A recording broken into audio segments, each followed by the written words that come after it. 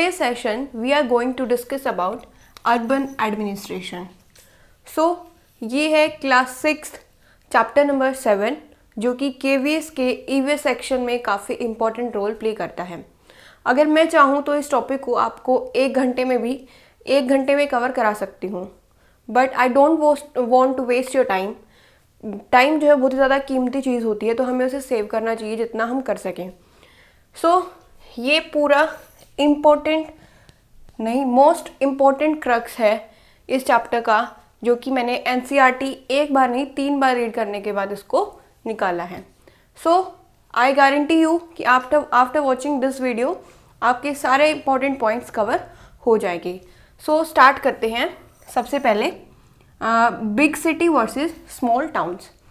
जैसे कि हमने लास्ट वीडियो में देखा था कि गांव में पंचायत होती है, फिर गांव फर्दर डिवाइड होता है वार्ड्स वगैरह में, तो ऐसे ही हम इसमें देखेंगे। जो बिग सिटी होती है उसमें कौन एडमिनिस्ट्रेशन करता है, उसको बोलते हैं म्युनिसिपल कॉरपोरेशन। ठीक है, जैसे कि एग्जांपल दिल्ली में कौन वर्क करता है, म्युनिसिपल कॉरपोरेशन वर्क करती है। फिर आता है स्मॉल टाउन्स में म्युनिसिपल काउंसिल बोला जाता है। आपको याद रखना है, बिग टाउन्स में हम क्या बोलते हैं, म्युनिसिपल कॉरपोरेशन, और स्मॉल टाउन्स में म्युनिसिपल काउंसिल्स।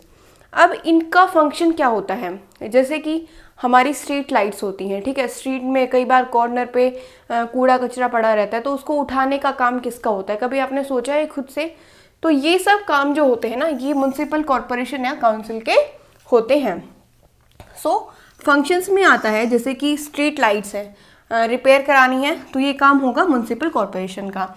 सिटी में कोई भी या फिर टाउन में कोई भी डिजीज स्प्रेड ना हो, उसका ध्यान भी किसको रखना पड़ेगा, म्युनिसिपल कॉरपोरेशन को रखना पड़ेगा।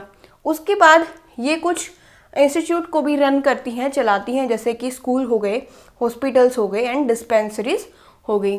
डिस्पेंसरीज से मुझे एक फुल फॉर्म आपसे पूछनी है कि OPD की फुल फॉर्म क्या होती है और PHC की फुल फॉर्म क्या होती है, तो आप ये ज़रूर बताइएगा। बाकी अगर आपको नहीं पता है तो अपकमिंग वीडियोस में ये सब कवर होने वाला है।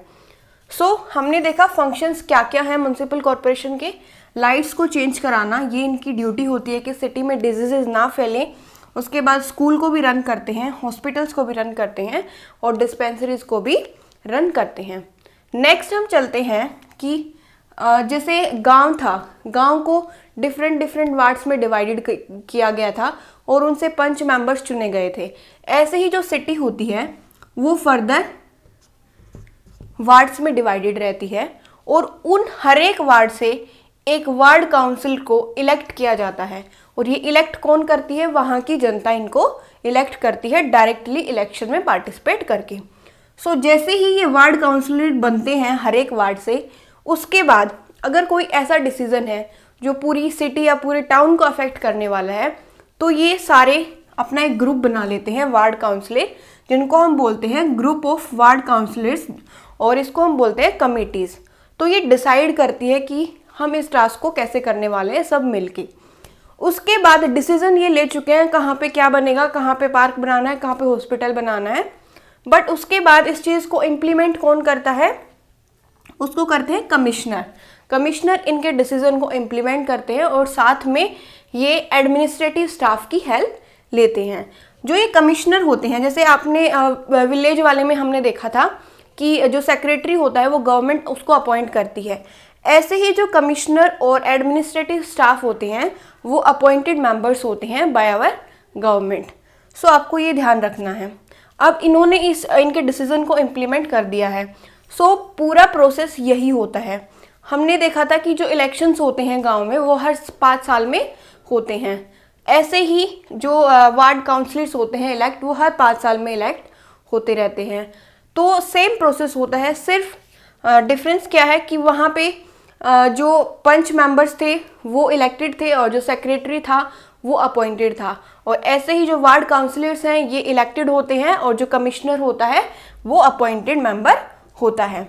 नेक्स्ट हम चलते हैं कि इनको काम करने के लिए जो म्युनिसिपल कॉरपोरेशन और म्युनिसिपल काउंसिल है उनको पैसा कहाँ से मिलता है। सबसे पहले आता है वर्ड टैक्स क्या होता है, टैक्स एक अमाउंट ऑफ मनी होता है जो भारत की जनता, भारत की सरकार को देती है, क्योंकि हमें जो सरकार है वो हमें कुछ सर्विसेज प्रोवाइड कर रही है और उन सर्विसेज के लिए हम उनको टैक्स देते हैं अपनी सैलरी में से। सो इसी टैक्स का यूज़ करके म्युनिसिपल काउंसिल भी जो है और कॉरपोरेशन दोनों अपना रन करती हैं सिटी को। सो इसमें मेनली कौन कौन से टैक्स आते हैं ये आपको पता होने चाहिए। सबसे पहले आता है प्रॉपर्टी टैक्स, जो कि सबसे ज़्यादा रोल प्ले करता है। उसके बाद आता है जैसे कि किसी ने शॉप खोल रखी है, होटल्स खोल रखे हैं, तो उन पे भी टैक्स लगता है। और आपको ये याद रखना है कि प्रॉपर्टी टैक्स जो है इम्पॉर्टेंट रोल प्ले करता है। टोटल 25 to 30% जो मनी मिलता है म्युनिसिपल कॉर्पोरेशन को, वो सिर्फ प्रॉपर्टी टैक्सेस से ही मिलता है।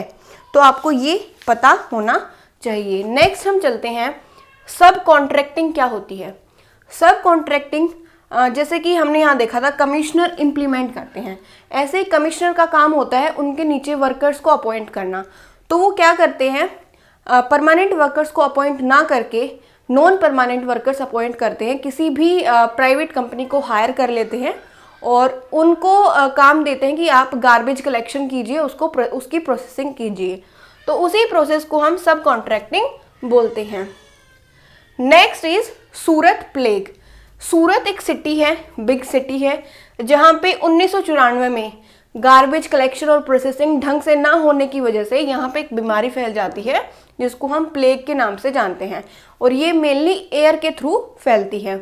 सो यहाँ पे जो है क्या किया गया, डिफरेंट स्टेप्स उठाए गए ताकि हम इस सिटी को सेव कर पाएँ, और उसी वजह से कंसेप्ट आता है ग्रीन डस्टबिन और ब्लू डस्टबिन का।